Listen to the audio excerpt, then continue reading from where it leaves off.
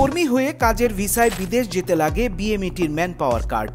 কোনো ব্যক্তি যদি একা এই আবেদন করেন তাহলে একদিনের মধ্যে হাতে পেয়ে যেতে পারেন ম্যান পাওয়ার কার্ড। গ্রুপ ভিসায় কর্মীর হয়ে ম্যান পাওয়ার কার্ডের আবেদন করতে হয় রিক্রুটিং এজেন্সির কর্মকর্তাদের।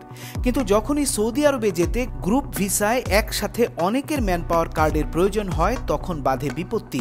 অনেক কর্মীর অভিযোগ তারা সময় মতো পাচ্ছেন না ম্যান পাওয়ার কার্ড। কারো কারো সময় লাগছে 1 মাসেরও বেশি। যেহেতু সৌদি আরবের জন্য এনলিস্টেড রিক্রুটিং এজেন্সি কেবলমাত্র সৌদি আরবে কর্মী পাঠাতে পারে, সেক্ষেত্রে কর্মীদের অবশ্যই রিক্রুটিং এজেন্সির মাধ্যমেই আবেদন করতে হয়। বিএমইটির কর্মকর্তারা জানাচ্ছেন, সৌদি আরবে যেতে কর্মীর হয়ে ম্যানপাওয়ার কার্ডের আবেদন করে রিক্রুটিং এজেন্সির লোকজন।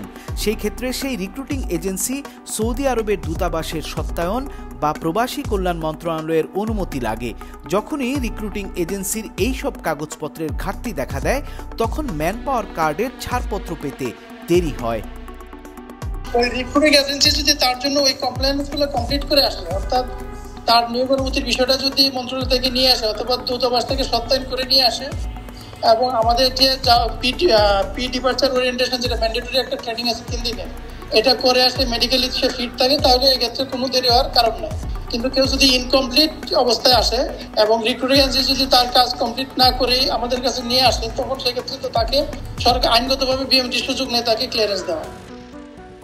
রিক্রুটিং এজেন্সির কাগজপত্রের ঘাটতি না থাকলে একদিনের মধ্যেই ম্যান পাওয়ার কার্ড দিয়ে দেয়া হয় বলে জানালেন বিএমইটির পরিচালক জনাব মাসুদ রানা। তবে ম্যান পাওয়ার কার্ড পেতে গন্তব্য দেশের দূতাবাসের সত্যায়ন পাবার প্রক্রিয়াটিকে হয়রানিমূলক বলে মনে করেন বায়রার সাবেক যুগ্ম মহাসচিব ফখরুল ইসলাম।